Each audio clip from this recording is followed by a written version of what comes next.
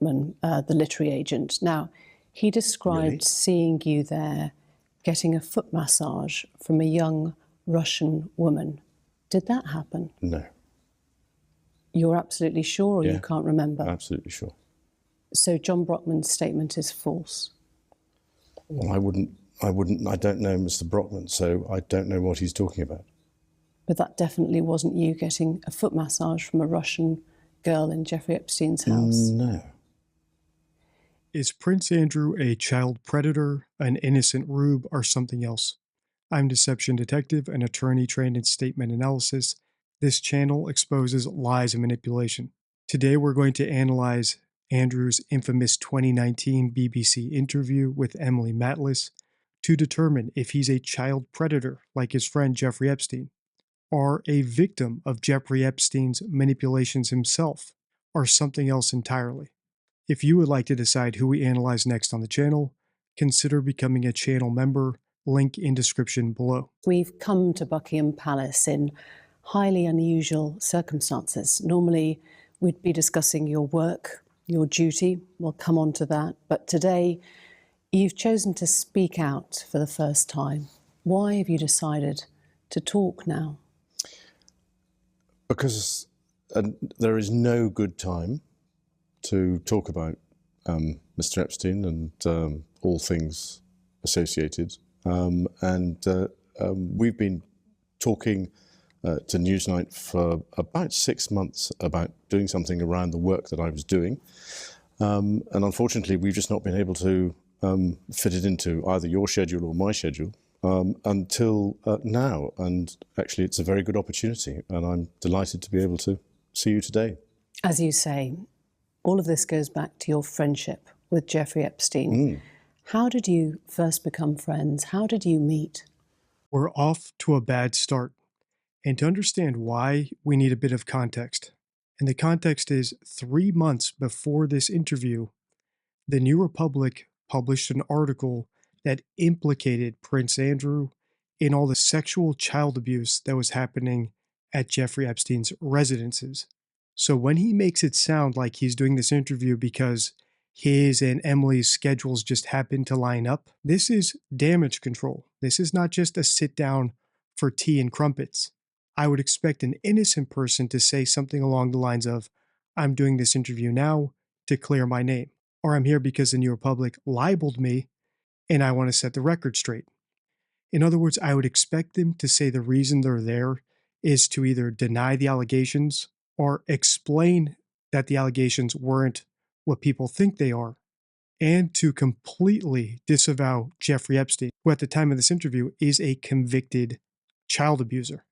Now, does the fact that Prince Andrew didn't do any of those things mean that he's actually guilty? Not necessarily. But we can't say he's not guilty because he hasn't told us that himself. Until he denies the claims himself, we can't put those words into his mouth. So as we listen on, pay attention to see if he ever actually does deny the allegations. This goes back to your friendship with Jeffrey Epstein. How did you first become friends? How did you meet? Well, I met through his girlfriend back in 1999, and I'd known her since she was at university in the UK. And it would be, to some extent, a stretch to say that as it were, we were close friends. I mean, we were friends because of other people.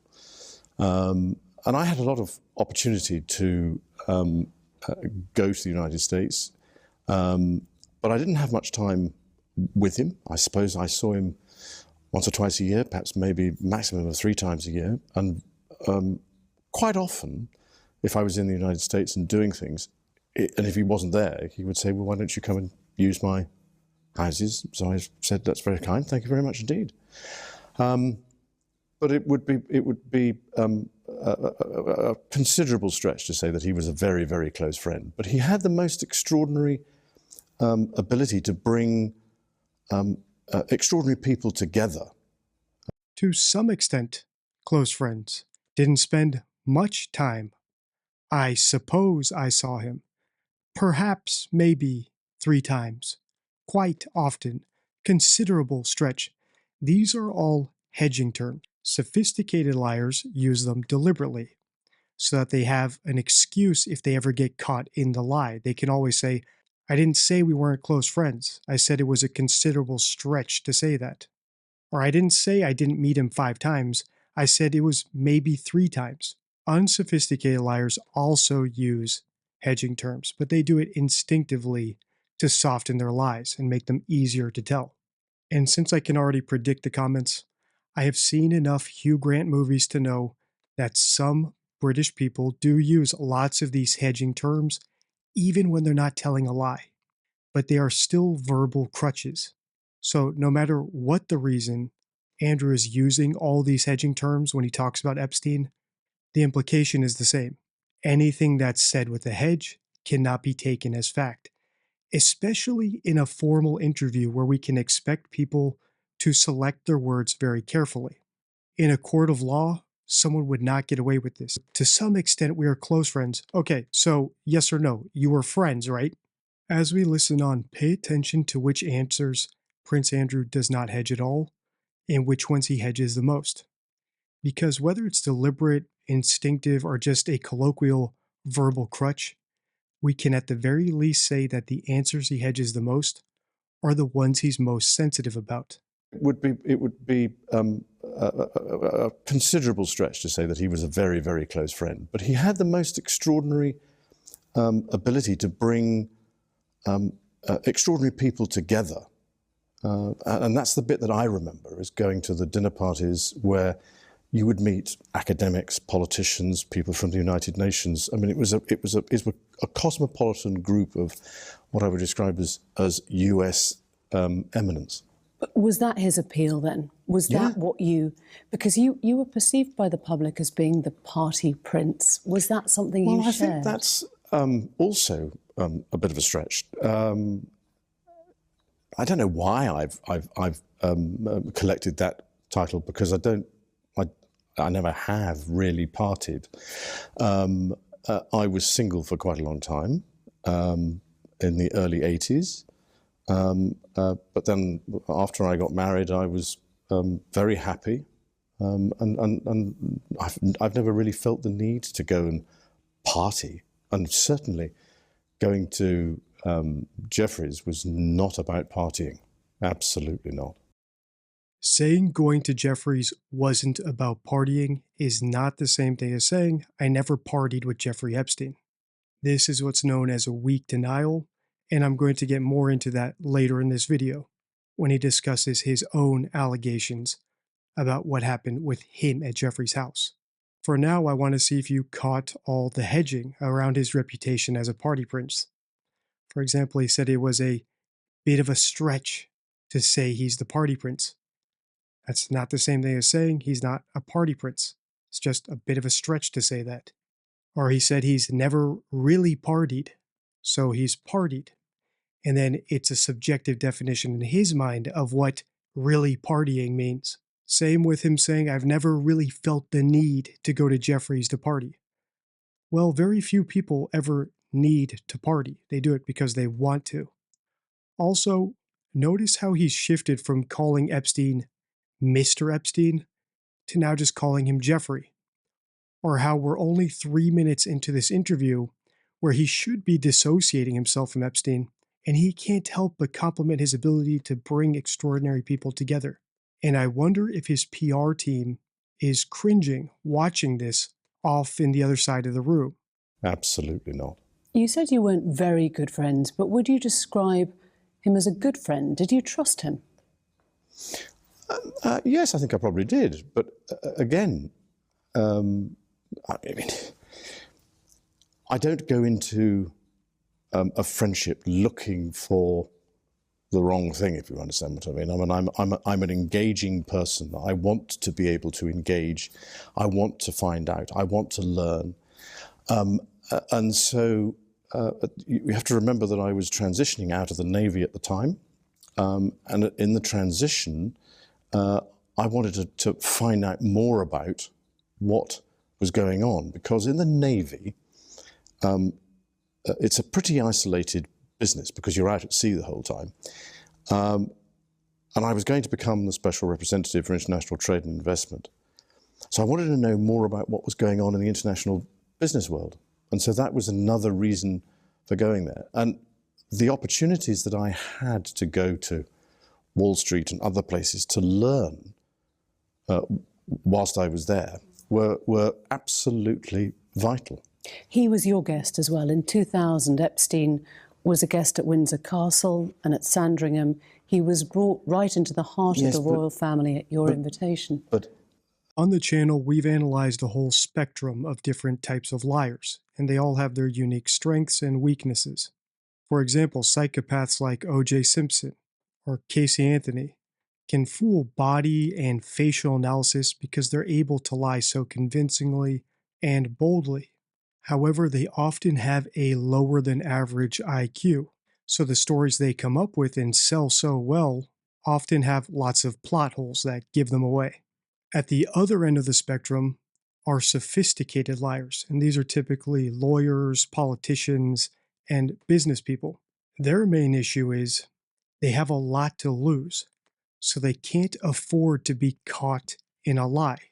So they prefer to tell the truth, but hedge it and distort it to mislead the listener.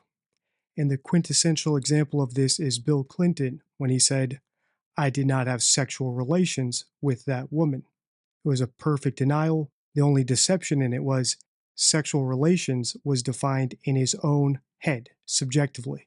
In other words, he misled, but never told an actual, verifiable lie. What we have here with Prince Andrew seems to be the worst of both worlds. He's been treated special his entire life, so he thinks he's smarter and more charming and more clever than he actually is. So he attempts to deceive the same way someone who's actually smart, like Alan Dershowitz, does. And I think that's why this interview went down so poorly.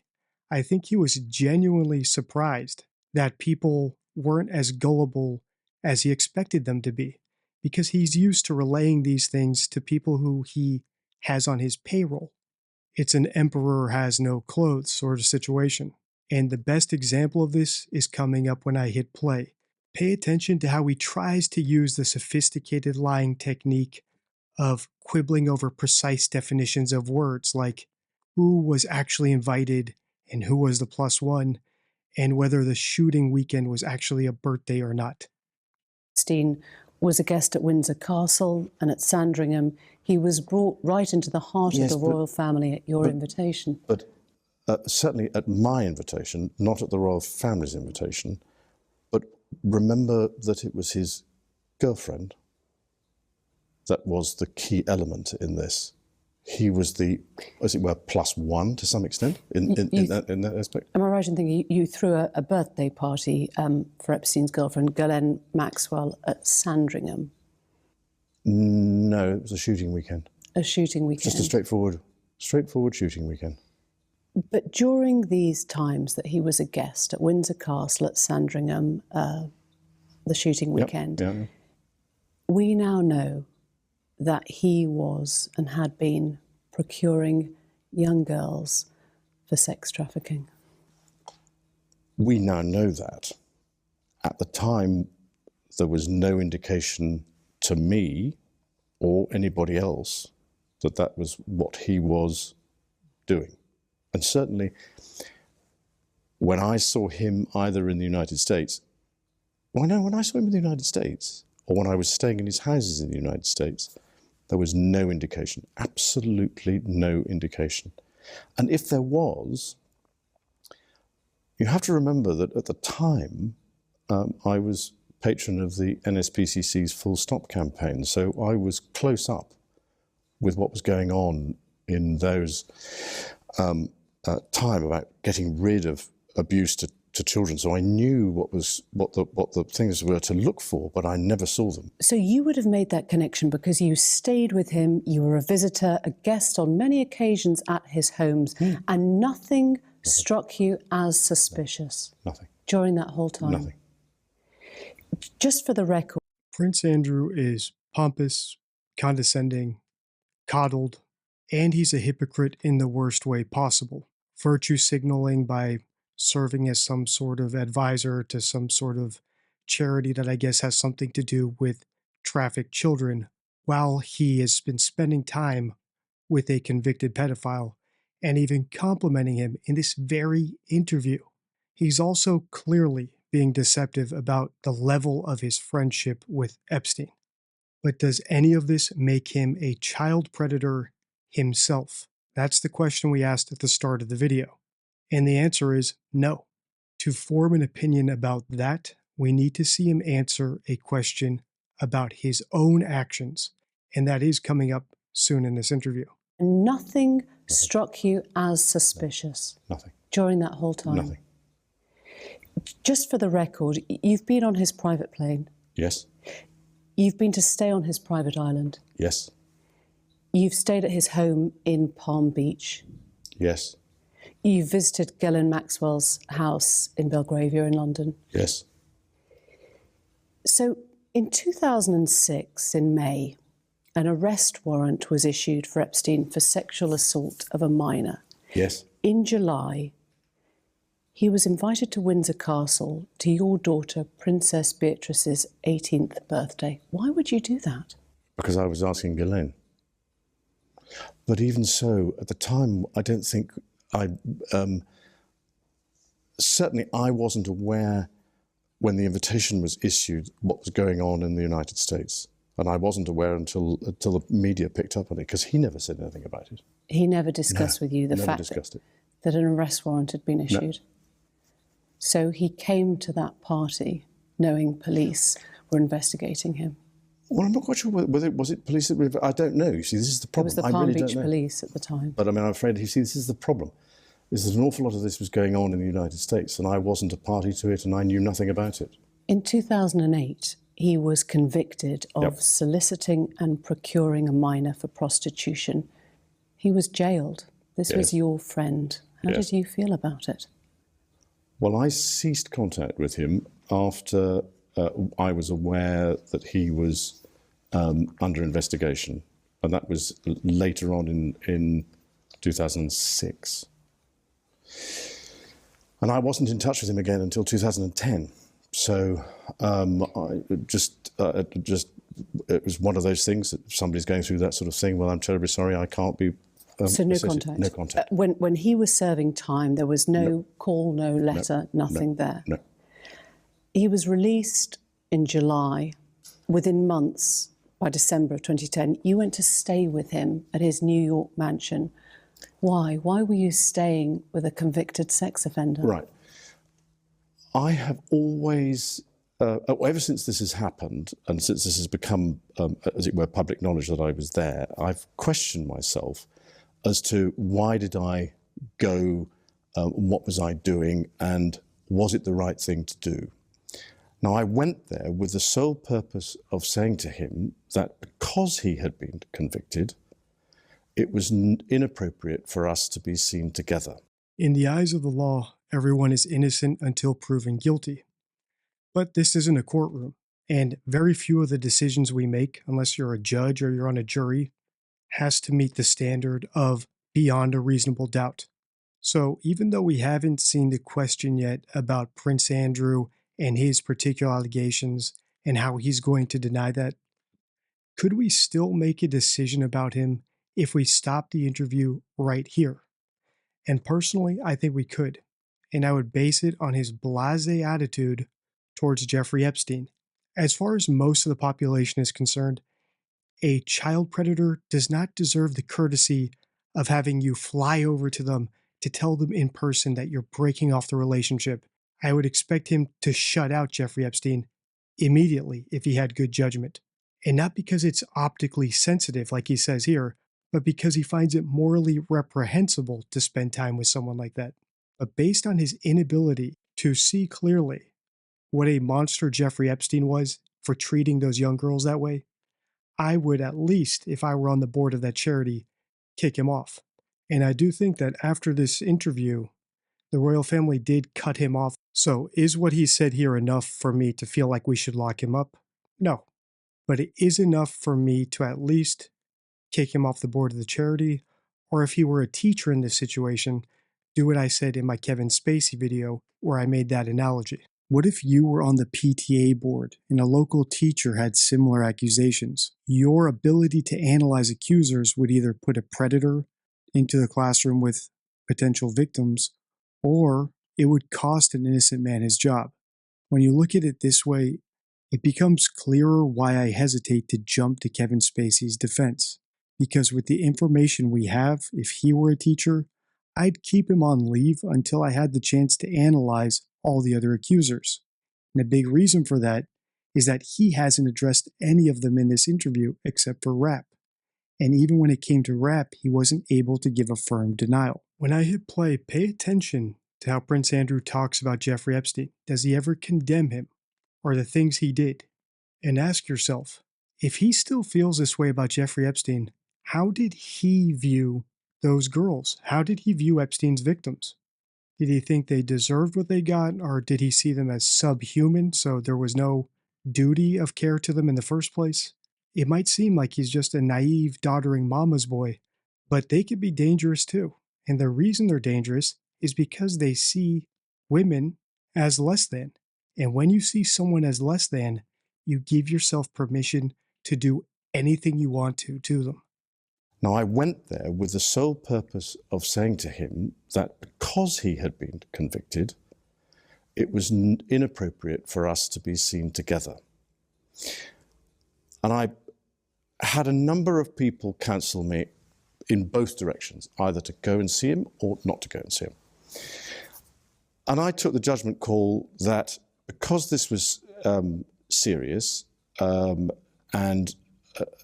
I felt that doing it over the telephone was the chicken's way of doing it. I had to go and see him and talk to him. And I went to see him, and I was doing a number of other things in New York at the time, and we had an opportunity to go for a walk in the park, and that was the conversation, coincidentally, that was photographed, which was when I said to him, I said, look, because of what has happened, I don't think it is appropriate that we should remain in contact. And by mutual agreement during that walk in the park, we decided that we would part company, and I left, I think it was the next day. And to this day, I never had any contact with him from that day forward. What did he say when you told him that you were breaking up the friendship? He was what I would describe as understanding. He didn't go into any great depth in the conversation about what I was doing or what he was doing, except to say that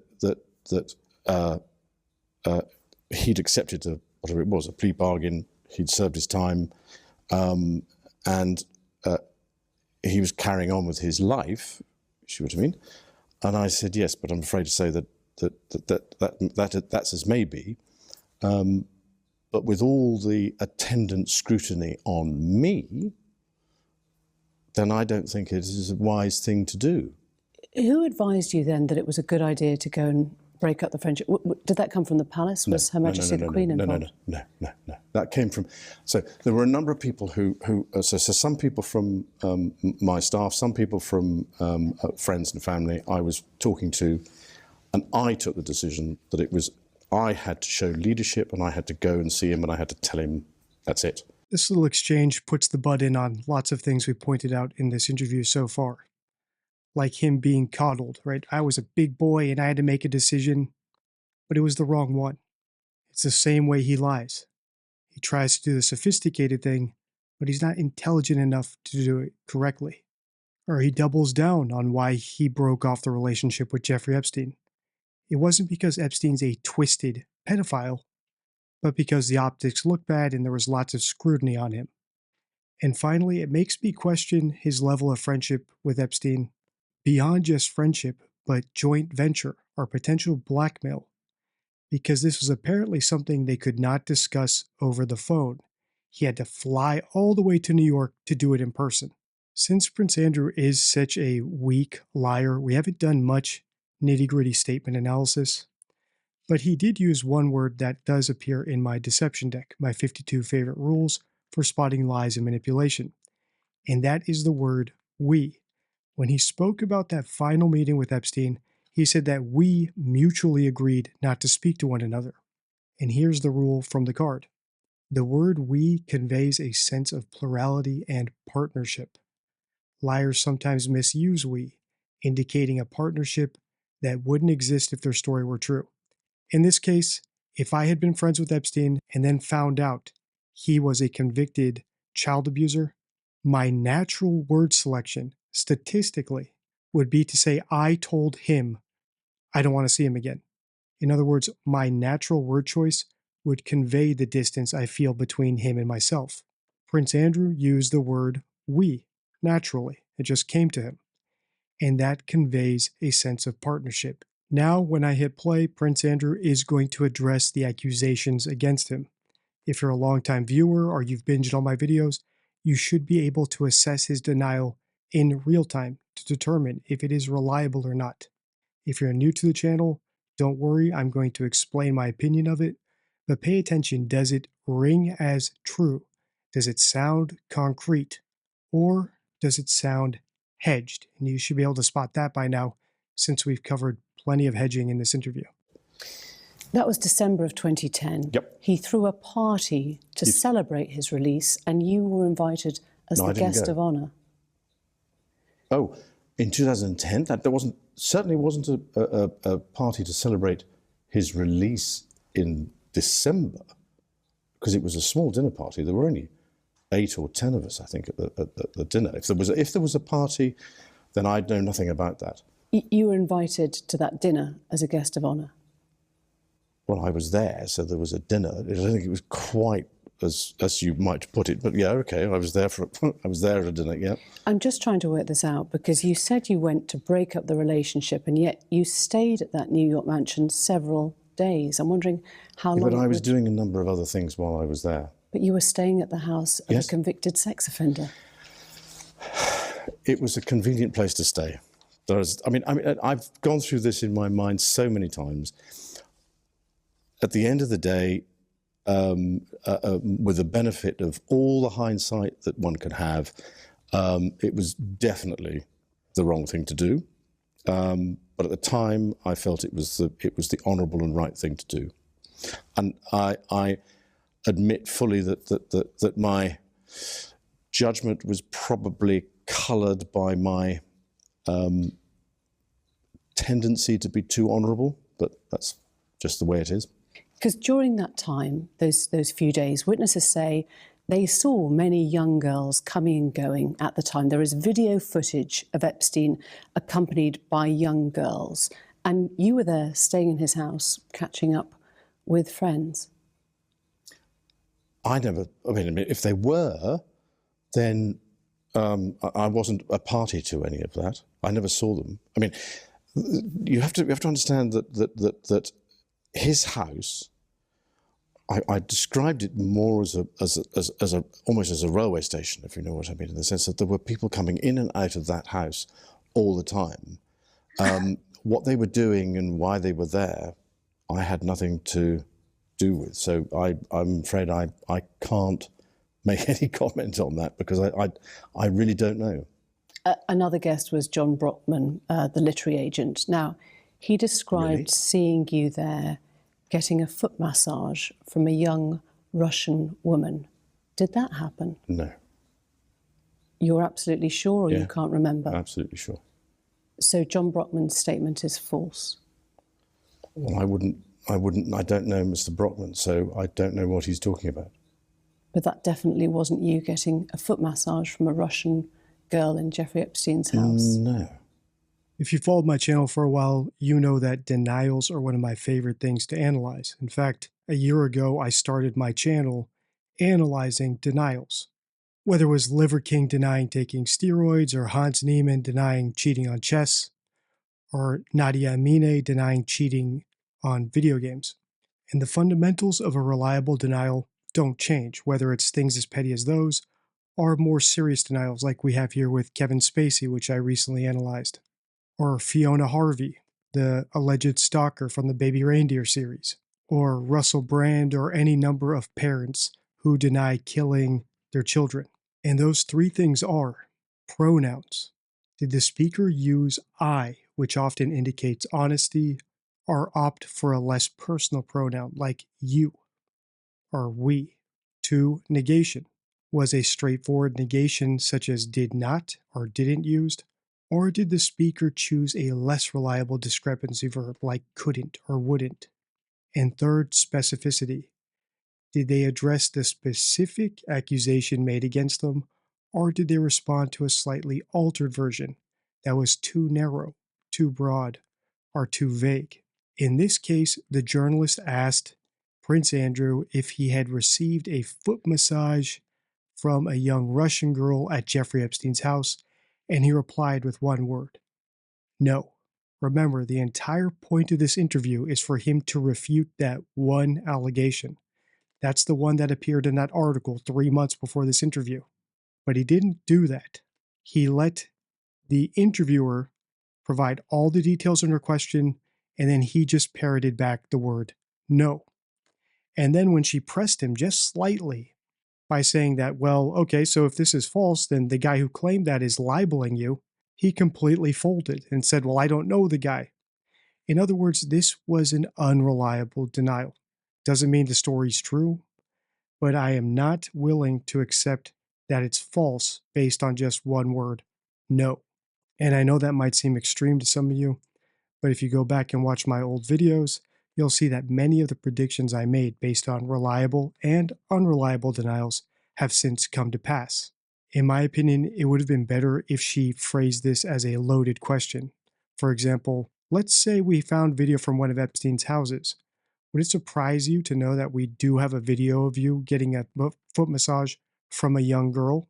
That way, no matter how sophisticated of a liar he is, he has to respond in a way that would cover himself, even if he suspects that you're just bluffing. All that is to say, a reliable denial would have gone a long way towards me saying, hey, he's an unlikable guy, but he probably didn't do anything with any underage girls in Epstein's house. It's the Kevin Spacey situation all over again.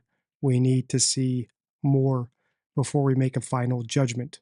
But that doesn't mean we can make judgments about things that aren't legally related, like I said earlier, like taking him off of a charity board, simply because there's enough evidence that he doesn't see child abuse as something that needs to be condemned loudly and immediately in an interview that's ostensibly about that very thing. When I hit play, listen out for the comment that Andrew makes, which in my opinion is the comment that actually caused the royal family to suspend him from all his royal duties and cut him off officially. It might seem a funny way to break off a friendship, a 4-day house party of sorts with a dinner. It's an odd way to break up a friendship. It's a difficult way of putting it. That's a very stark way of putting it. Yes, you're absolutely right. But actually, the truth of it is that I actually only saw him for about the dinner party, the walk in the park, and probably passing in the passage. So let's go to that Central Park walk, which was snapped. Friends of yours suggest that Epstein wanted that photo taken. Perhaps he'd even set it up. Do you worry that you were being played? Again, new information is coming out since his suicide. Has made us reappraise that walk in the park. We can't find any evidence, or my staff and my people and I can't find any evidence to suggest that that was what he was doing. I mean, you can look at it in so many different ways. The fact of the matter is that somebody very cleverly took that photograph. It wasn't, as far as I remember, nor do my security people remember anybody being present or close, because there were enough security around. I mean, there are even photographs of the security people are around in the photograph. So I mean, he could have done, but Yeah, I guess what I'm asking is, do you feel that you were part of Epstein's public rehabilitation? Oh, no. Funny enough, I don't. No. I mean, if if he was doing, if that photograph was taken for that with that purpose in mind, then it doesn't equate to what actually happened. So why wouldn't you announce this breakup when you got back? Why wouldn't you publicly explain what you'd done? Did you worry that he had something that could compromise you? No. No. Do you regret that trip? Yes. Do you regret the whole friendship with Epstein? Now, still not. And the reason being is that the people that I met and the opportunities that I was given to learn, either by him or because of him, were actually very useful. Even with Epstein out of the picture completely, Prince Andrew can still not bring himself to condemn him. And I think it's this lack of political savvy that made the royal family open their eyes and think, hey, we can't have this guy in the public eye anymore. If you want to continue this series, let's get this video to 50,000 views. You can also become a channel member and vote on who we analyze next in the member section. Until next time, stay true.